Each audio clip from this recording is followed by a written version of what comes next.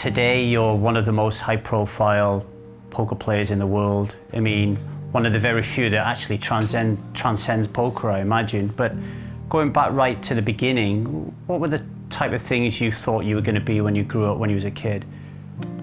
When I was a young kid, I used to read a lot of crime books, and I had this idea that I might want to be a lawyer. And then as I got older, I thought maybe I would go into business, that I would be something along those lines. And I don't really think I had the sense then as a teenager how unqualified I was for anything in the business world or in any world. Was you a confident kid? No, not at all. No, I was when I was very young, I had convinced myself that I wasn't very bright. And so I had a difficult time with that when I was younger. Where did that come from, do you think? I had dyslexia, so I had a difficult time at school. And so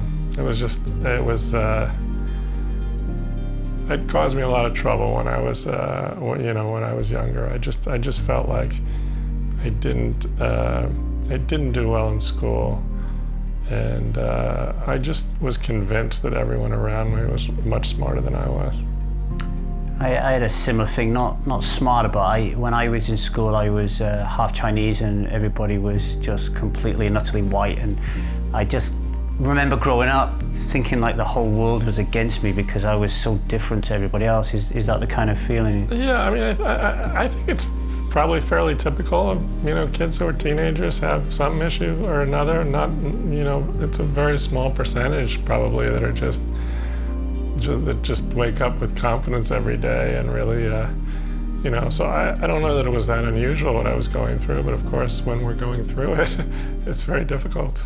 It can mark you for life, I guess. Oh, yeah, I mean, it certainly sure. did for me. It turned me into the person I am today. For sure. And it was a struggle, and then at some point, I got to where I appreciated what I went through and the way things were for me, because it motivated me to work harder and to try and accomplish something, because I did feel this, when you lack confidence, you try and find, or I tried to find some way to compensate.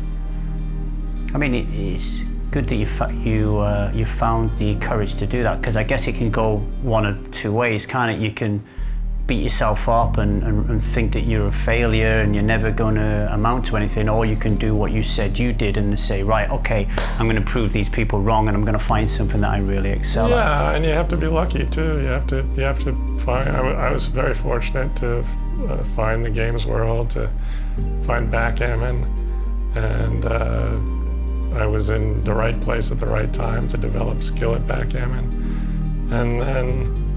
With poker, I was lucky too. I was around at the right time, and I was able to learn from the right people. You're in actually a very unique group, because I think the founder of IKEA, Richard Branson, there are several really high-profile figures that went on to excel in their area of expertise, who started out with dyslexia.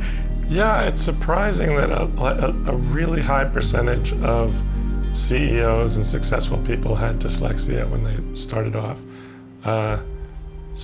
It is interesting. You wouldn't think that would happen because it is a handicap. But I guess people are used to compensating in different ways.